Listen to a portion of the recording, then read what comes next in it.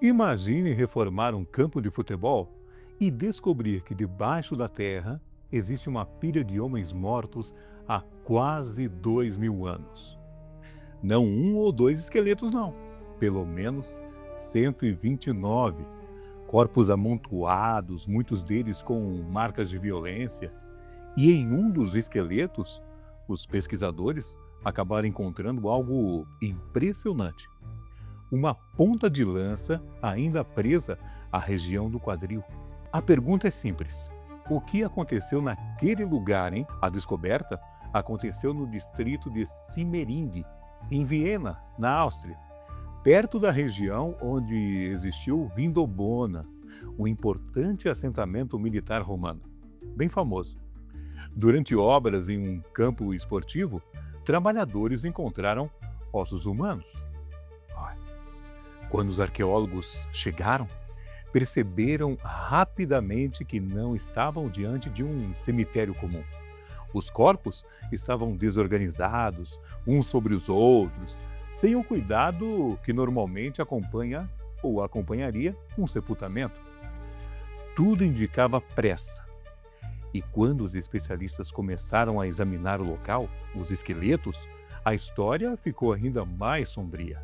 Muitos daqueles homens apresentavam ferimentos compatíveis com um combate, golpes de espada, traumas provocados por objetos contundentes, além de ferimentos causados por projéteis. E havia um detalhe curioso: várias lesões estavam concentradas na região da pelve. Isso acabou levantando uma hipótese bem interessante. Em uma batalha, partes do corpo eram protegidas por escudos e armaduras. Mas existem também pontos vulneráveis, né? E um golpe direcionado abaixo da proteção poderia incapacitar rapidamente um adversário. Um dos esqueletos praticamente preservou um instante da violência. A ponta de uma lança continuava alojada no osso, quase 2.000 anos depois. Mas aqui começa a verdadeira ou o verdadeiro mistério. Quem eram esses homens? Inicialmente, seria fácil imaginar que fossem simplesmente soldados romanos. Afinal, Vindobona fazia parte da fronteira do Império Romano ao longo do Danúbio. Só que os primeiros estudos de DNA acabaram complicando essa história. A análise preliminar de alguns indivíduos indicou origens variadas.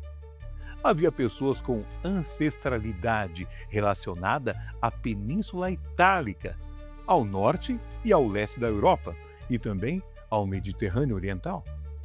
Isso combina com uma característica importante do exército romano. Roma não lutava apenas com homens nascidos em Roma. Seu enorme território reunia soldados auxiliares e combatentes vindos de regiões muito diferentes. Então, aqueles homens poderiam fazer parte de uma força romana. Mas existe outra possibilidade. A vala pode conter combatentes de lados diferentes, vencedores e derrotados, romanos e povos que enfrentaram Roma, misturados e depois da batalha. E existe um problema ainda maior. Até agora, não há um registro histórico claro de uma batalha exatamente naquele ponto que explique a quantidade de mortos encontrada. É como descobrir as consequências de um acontecimento sem encontrar o capítulo da história que conta o que aconteceu. Os pesquisadores consideram conflitos envolvendo forças romanas e povos germânicos, inclusive dentro do período de tensões que atingiram a fronteira do Danúbio.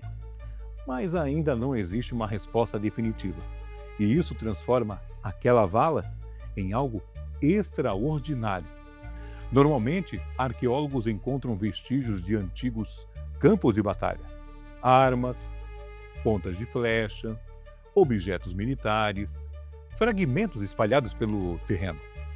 Mas encontrar tantos mortos associados diretamente a um confronto é muito mais raro. Os esqueletos são quase testemunhas.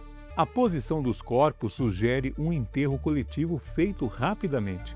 Não parece uma cerimônia, parece uma necessidade. Depois de uma batalha, alguém precisava retirar dezenas, talvez mais de uma centena, de cadáveres daquele lugar e então eles desapareceram da memória. Séculos passaram, impérios desapareceram, a cidade mudou e o local virou parte da Viena moderna.